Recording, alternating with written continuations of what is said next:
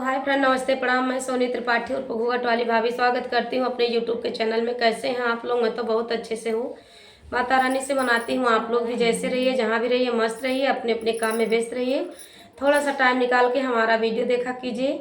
आज हम आप लोगों के लिए बहुत ही प्यारा बेटी विवाह गीत लेकर आई हूँ। आप लोग मेरे गीत को सुनिएगा और मेरा गीत आप लोगों को पसंद आए तो प्लीज़ शेयर, लाइक और प्यारे से कमेंट में ज़रूर बताइएगा। बहुत ही प्यारा गीत है, बहुत ही दर्द भरा है, बेटी के ऊपर है। तो आप लोग जो है मेरे गीत को सुनिए। और ये गीत मैं लखनऊ वाली दीदी के भी चैनल पर भेजूंगी, तो आप लोग जैसे मेरा सपोर्ट कर रहे हैं वैसे दीदी का भी सपोर्ट कीजिएगा। मैं आप लोगों को गीत सुना रही हूँ, आप लोग सुनिए। दिल से ढेर सारा थैंक यू आप लोगों को, जो लोग हमारे वीडियो को देखते हैं, हमारे वीडियो को पसंद करते हैं। चलिए आप लोग गीत सुनिए।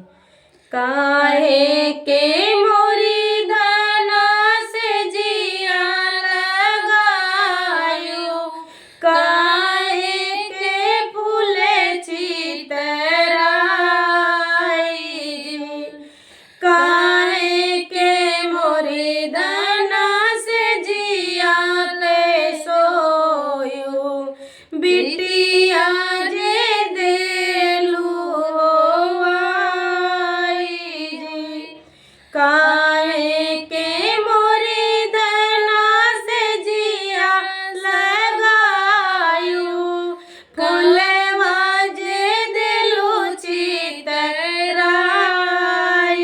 जी, काहे के मोरी धना से जिया पे सो, बिटिया जे देलू काहे के मोरी धना से जिया पे सोवेलो, बिटिया जे देलू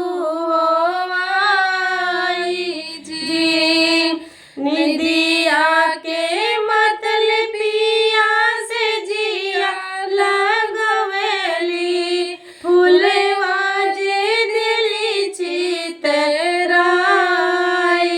जी, पुतवा जनम बिना से जिया सोई, बिटिया दिल भगवान जी, निदिया के मतलब पिया से जिया लगवेली, फूलवा जे दिली चितराई जी, पुतवा जनम बिना से जिया में सोई, बिटिया दियले भगवान जी,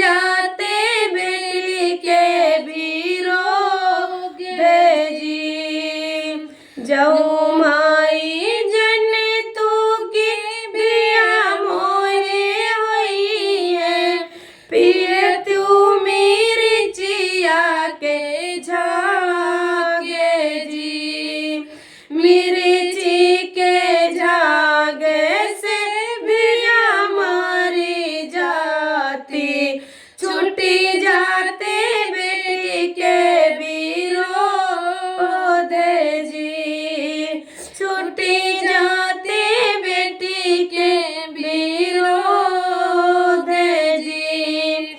इतनी बचन सुनी बेटी कवन देई, सुना मैया अर्ज हमारे जी।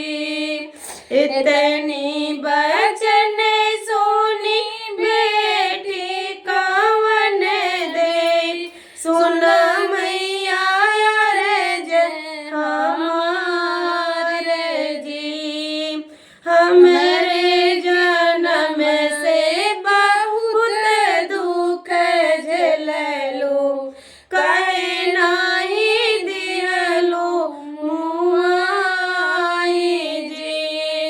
हमरे जन्म से बहुत दुख झेललो, कहे नाही दिहलो मुआई जी। कहीं भी ना मोरे बाबा तेरी आना बनी है, कहीं भी ना हो मैं ना होई जी। कहीं भी ना मोरे बाबा दान ना हुई है, कहीं भी ना घर में ना होई जी। कहीं भी ना मोरे पापा गिरियो ना बनी है, कहीं भी ना हो मैं ना होई जी। कहीं भी ना मोरे बाबा दान ना हुई है, कहीं भी ना दर में ना होई जी। दूध बिना मोरे बेटी खिरियो ना बनी है, गुड़ घिया हो मैं ना होई जी। गौआ बिना बेटी दान ना हुई है, दिया बिना घर में ना होई जी।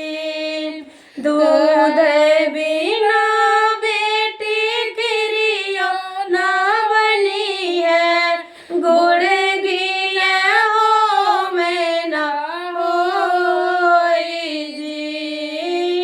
गौआ बिना बेटी दान ना हुई है, दिया बिना दर में ना होई जी। दिया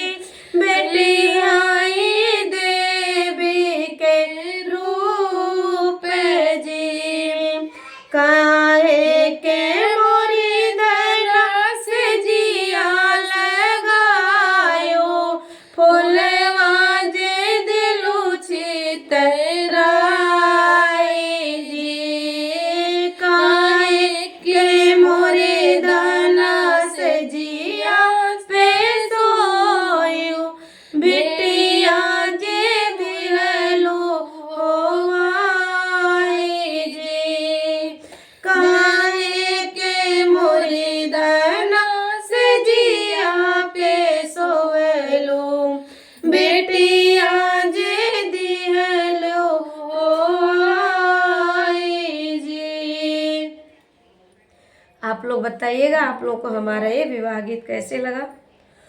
गला एकदम सूख गया देखिए। चलिए ठीक है, मिलती हूँ फिर ऐसे नेक्स्ट वीडियो में। तब तक के लिए जय माता दी, राधे राधे, जय श्री कृष्ण।